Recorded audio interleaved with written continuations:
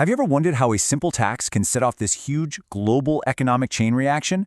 Well, today we're going to break it all down. We're going to tell a story about two countries, two car companies, and one very powerful economic tool that, well, it changes everything. Okay, let's get into it. All right, so here's where we start. Picture this. You're a local car maker, and you're selling your cars for $100. Everything's going pretty well. But then, all of a sudden, a foreign company comes into the market selling a car that's almost identical to yours, but for only $75. You can guess what happens next, right? Your sales just fall off a cliff. This is the exact problem that gets this whole story started. So, with the local car industry on the ropes, getting hammered by this cheaper $75 car, the government decides, okay, we have to step in. They need to do something to level the playing field. And the weapon they choose to use? It's called a tariff. So what exactly is a tariff? Well, it's pretty simple, actually. It's just a tax. But it's a very specific kind of tax that only gets applied to goods that are being brought in from another country. And the goal is super straightforward. Make the imported stuff more expensive so that people are more likely to buy the local, domestic stuff instead. Now here's something a lot of people get wrong. Who actually pays this tax? You might think it's the foreign company or even the foreign government that has to write a check. But nope. The bill actually goes to the local company that physically imports the cars. And you can bet they aren't just going to eat that cost themselves. So, in our story, the government decides to make a really bold move.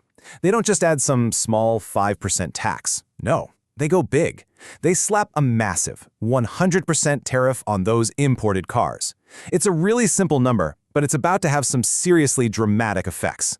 And here's where you see that immediate impact. The math isn't complicated, but wow, is it powerful.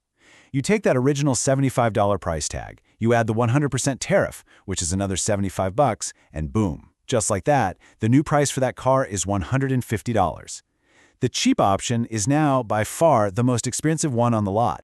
Now, this huge price jump, this was exactly what the government was hoping for. The whole point was to fix that original problem and make the $100 domestic car look like a great deal again. And at first glance, it totally works. It looks like a huge win. I mean, with the imported car now costing $150, of course consumers rush back to the $100 domestic model. Sales for the local guys go through the roof.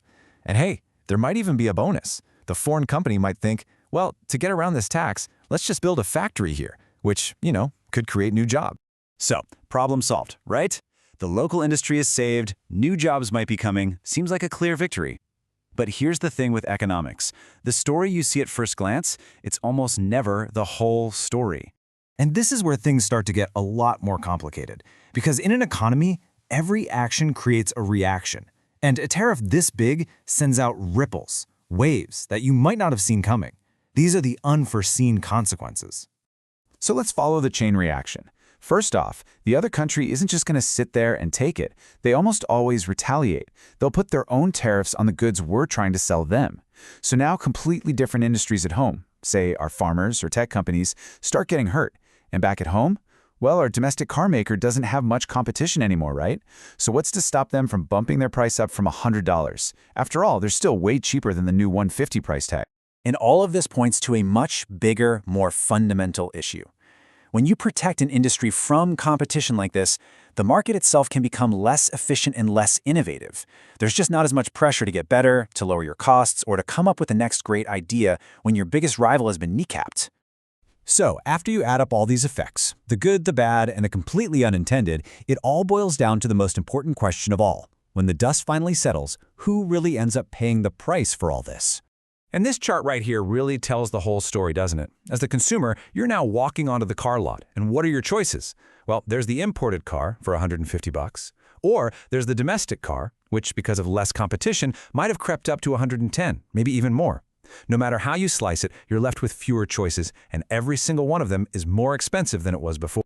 Which leaves us with this one final critical question. A tariff is designed to be a shield, right? To protect a local industry. But in the end, does it actually work more like a hidden tax on all of us, the consumers? That is the complicated trade-off at the very heart of this whole debate. And it just goes to show you, in economics, there are rarely any simple answers.